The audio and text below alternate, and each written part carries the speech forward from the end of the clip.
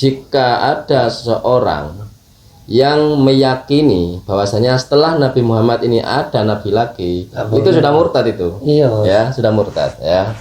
Mungkin Pak Dedi ini karena awam dalam bidang agama, jadi dia nggak tahu, bos ya. Assalamualaikum warahmatullahi wabarakatuh.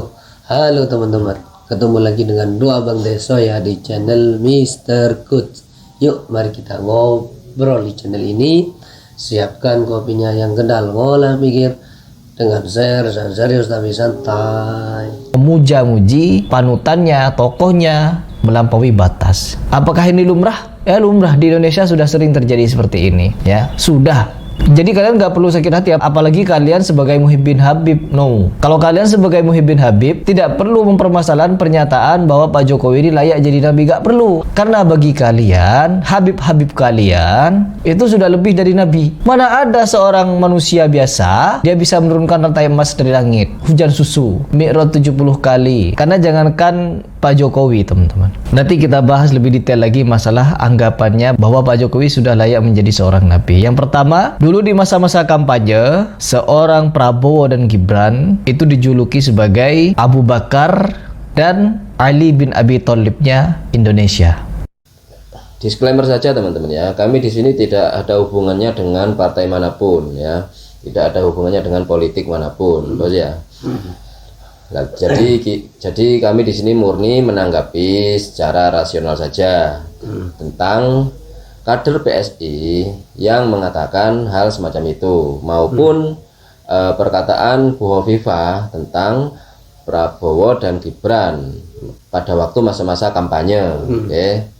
Nah, sebelum kita membahas kenapa Heri Pras nggak mencak-mencak di sini, ya bos ya, walaupun dia menyangkut pautkan Habib ya, kemudian membawa juga nama Ustadz Adi Hidayat, bos ya. Kita tanggapi dulu mengenai pernyataan Bu Hovifah dan kader PSI tadi, bos ya.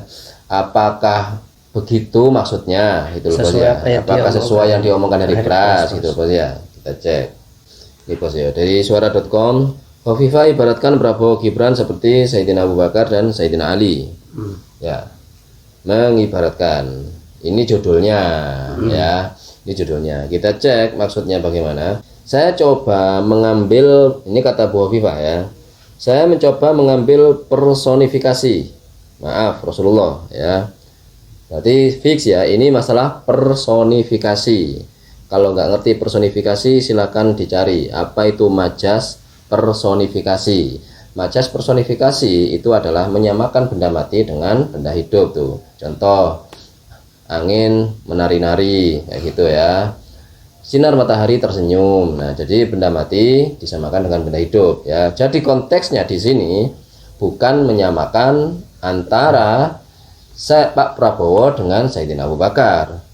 Secara watak, secara fisik, secara perilaku, secara akhlak, gitu loh, secara pengaruh, atau Gibran disamakan dengan Sayyidina Ali. Baik secara fisik, secara ketakwaan, secara kealiman, secara akhlak segala macam, enggak ada hubungannya di situ. Ini personifikasi. Personifikasi berarti apa di sini? Saya jelaskan ya di sini ya. Jadi komposisi antara yang senior dan yang junior, loh maksudnya komposisi senior dan junior. Ini kan senior dan junior ini kan benda mati nih. Komposisinya ini kan benda mati gitu loh, disamakanlah dengan kesenioran Sayyidina Abu Bakar dan Sayyidina Ali gitu. Dipertegas lagi, meski demikian Hovifah menyebut dirinya mengibaratkan Prabowo Gibran dengan Sayyidina Abu Bakar dan Sayyidina Ali, bukan bermaksud menyetarakannya. Iyalah kan jelas itu. Saya mohon maaf kalau saya menggunakan personifikasi seperti ini, tidak dalam posisi bahwa ini setara dengan sahabat, tapi dalam referensi kepemimpinan ada di lingkungan Rasulullah saat itu. Ada senior, ada junior tuh gitu bos. Yang satu milenial, yang satu Gen Z itu. Itu maksudnya itu hanya masalah senior junior saja itu loh bos. Soalnya untuk menampik mungkin ini ya, untuk menampik image masyarakat bahwasanya Gibran ini belum layak kalau memenuhi syarat ya, pokoknya isunya nggak rame lah waktu itu ya. Ini kami pribadi tetap tidak membenarkan politik-politik membawa-bawa agama, sama kayak Bu Hovifah itu nyerempet-nyerempet. Saya sebenarnya kurang setuju juga gitu loh ya teman-teman. Kami hanya menyampaikan apa yang dimaksud oleh Bu Hovifah. Mengenai setuju apa enggaknya, saya nggak setuju juga jika Pak Prabowo dengan Mas Gibran walaupun personifikasi ya, itu disangkut pautkan nama-nama sahabat Nabi itu dibawa-bawa, berarti kan membawa-bawa nama agama dalam politik. Itu saya kurang respect teman-teman ya.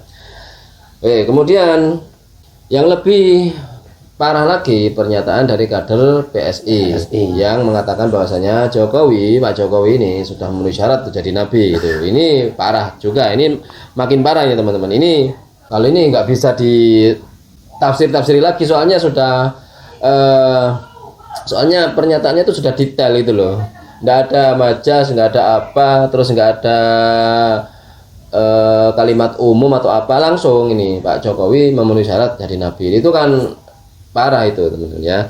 Tapi untungnya dianya ini yaitu Deddy Nur Palaka ini sudah klarifikasi resmi Deddy Nur Palaka soal statement Jokowi penuhi syarat sebagai nabi, tak wakili PSI. Oke, berarti atas pribadi dia ya. Sebenarnya dalam hukum Islam nih ya, jika ada seseorang yang meyakini bahwasanya setelah Nabi Muhammad ini ada nabi lagi, itu sudah murtad itu. Iya. Ya, sudah murtad ya. Mungkin Pak Deddy ini karena awam dalam bidang agama, jadi dia nggak tahu bahwasanya hal-hal demikian itu bisa mengantarkan kita kepada kemurtad secara qauli itu bos ya, dan qalbi, karena sudah meyakini bahwasanya setelah Nabi Muhammad masih ada lagi tuh, kan begitu bos ya. Oke, lalu kita akan sikapi tentang Harry Pras, kenapa dia tidak mencak-mencak ya, karena dia sadar juga bahwasanya di kelompok dia juga ada orang-orang seperti itu bos ya. Iya. Dia mengatakan di Indonesia emang kayak gini nih rame di Indonesia, jangankan di Indonesia Pak, itu di Arab Pak, di Arab Saudi, Wahabi kalian yang ngomong seperti itu bos ya. لو كان نبيا بعد محمد والصحابة لكان ابن تيمية. ابن تيمية شيخ الإسلام. Andaikan setelah Nabi Muhammad ada nabi, pasti Ibnu Taimiyah lah yang akan jadi nabi, itu bos ya. Seperti itu teman-teman. Itu pernyataan di Saudi, bukan hanya di Indonesia Pras. Jangan aneh-aneh Anda, jangan Indonesia melulu. Ibaratnya kalau di Arab orangnya waras-waras itu ada juga yang sinting Pras, gimana Anda itu? Lalu di Indonesia dikiranya dari kelompok Aswaja aja, dikiranya hanya orang-orang di luar kelompok Anda saja yang mempunyai perilaku error seperti itu. Ada juga Pras. Kalau Anda melihat video kami yang kemarin itu bos ya, tentang Pak Muflis Safitra, nah, dia malah disuruh jamaah itu disuruh menganggap dia, anggap saja saya nabi, gitu bos ya. Lalu dipraktekkan lah, Nabi berkata anu gitu. Dengan apa yang diyakini oleh para sahabat Nabi, tabiin, tabiin, selesai. Sahabat Nabi dulu nggak ada yang protes. Ini anggap saja ini saya Nabi, anggap saja ini Nabi Muhammad. Bahwa Allah itu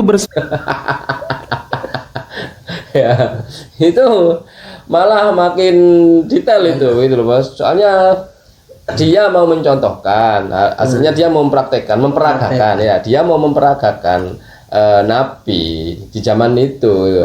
Hanya saja anatomi dan narasi yang dia bawa itu kurang pas ya, jadinya terlihat lucu dan aneh itu loh. Soalnya apa? Anggap saya nabi loh, saya nabi, anggap saja nah, itu ya.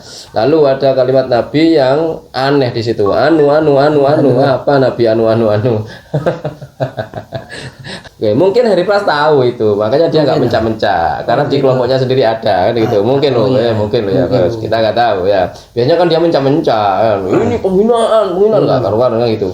Islam bobrok begitu Mas ya. Tapi mungkin karena dia sudah tahu teman-teman ya, jadinya dia sudah kalem teman-teman ya. Melihat malaikat Jibril hadir atau malaikat rahmat, melihat apa itu? Saya tuh paling senang kalau lihat Habib Umar, paling senang. Habib Umar itu kalau saya ngaji sifat-sifat akhlak Nabi ya, itu saya paling pas melihatnya gitu. susah saya ungkapkan itu.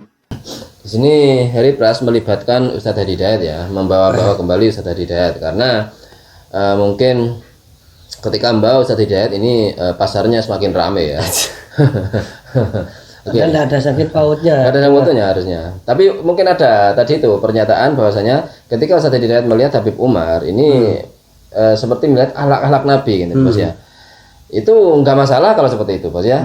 Ketika orang mempraktekkan akhlak-akhlak yang diajarkan Nabi, jadi orang ya wajar, oh ini akhlak Nabi ini kan begitu. Sebagian Wahabi lah, sebagian Wahabi yang ngaku paling sesuai dengan Nabi. Nah berarti kan Wahabi, semuanya Wahabi itu ya mengaku mirip dengan Nabi secara akhlak dan agamanya, karena mereka mengaku paling sunnah tuh, ya kan? Sama seperti itu juga sebenarnya. Jadi nggak masalah Ustadz Hadi Hidayat mengakui karena beliau yakin loh ya. Bagi yang nggak yakin ya nggak masalah. Nggak yakin kan gitu, bos nggak yakin sama Habib Umar ya nggak masalah toh. Iya, orang nggak yakin kan Ustadz Hadi Hidayat yakin, terus apa kenapa dipermasalahkan? Iya nggak dosa toh. Iya nggak dosa kan itu kan nggak nyuruh maksiat, nggak niru maksiatnya kan gitu. Lalu Ustadz Hadi Hidayat juga nggak ikut-ikutan melirik-melirik begini kan mata beliau kan. Oke, itu saja obrolan hari ini, mudah-mudahan bermanfaat, mudah-mudahan mencerahkan. Mudah-mudahan kita bisa bersikap bijak lagi. Ma asabaka min hasanatin faminallah wa ma asabaka min sayyi'atin famin nafsik. Yang baik-baik semuanya datang dari Allah, yang jelek-jelek datang dari kami. Mohon maaf. Wa akhirul kalam. Assalamualaikum warahmatullahi wabarakatuh. Waalaikumsalam.